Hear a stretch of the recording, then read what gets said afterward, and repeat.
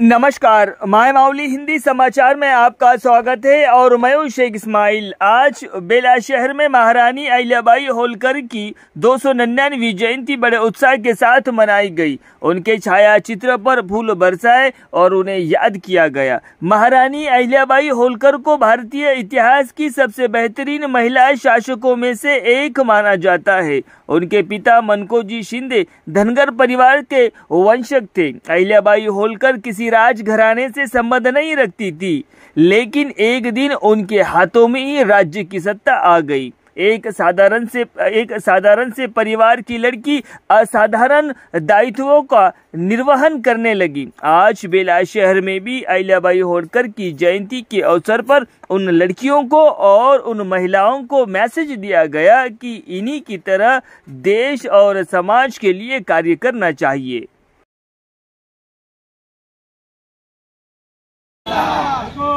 जय मल्ला, अहिल्याबाई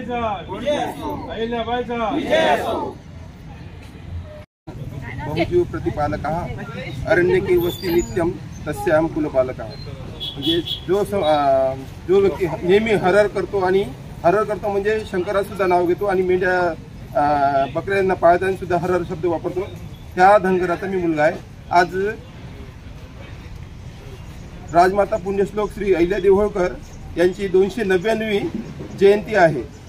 ज्या काळामध्ये स्त्रियांना शिक्षणापासून वंचित ठेवण्यात आलं होतं, त्या काळामध्ये अहिल्यादेवी होळकर यांनी स्त्रियांसाठी शिक्षण काढलं। तसेच ज्या बाईचा नवरा मरण पावला तेव्हा त्या जमान्यामध्ये सती जाण्याची प्रथा होती, त्याच्या विरोधात सुद्धा अहिल्यादेवी यांनी काम केलं। आज अहिल्यादेवी होळकर यांच्या नावाने इंदोरला विद्यापीठ आहे, स्टेडियम सुद्धा आहे। म्हणजे इंदोरच्या भागामध्ये मोठी राजमाता होती। त्यांनी भारतातील जे 12 ज्योतिर्लिंग आहे त्यांचा पुनरुद्धार केला। अशा श्री अहिल्यादेवी होळकर यांच्या आयुष्यात आपण त्यांचा आदर, आपल्या आयुष्यामध्ये त्यांचा आदर करावा असं मी सर्वांना विनंती करतो। बेला या गावात अहिल्याबाई होळकरांचं 299वी जयंती साजरी करण्यात येत आहे।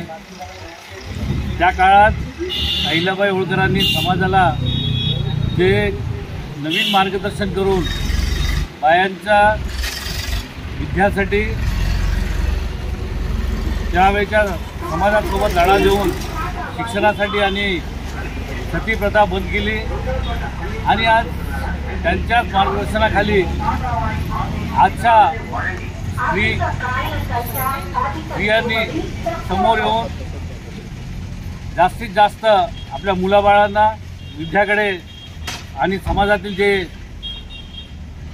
अवगुण आहेत त्यापासून दूर करावं म्हणून अहिल्याबाई होळकरांनी त्या काळातही लढा दिला समाजासोबत आणि आजच्या त्यांच्या मार्गदर्शनाखाली सगळे चलाव म्हणून मी सगळ्यांना विनंती करतो।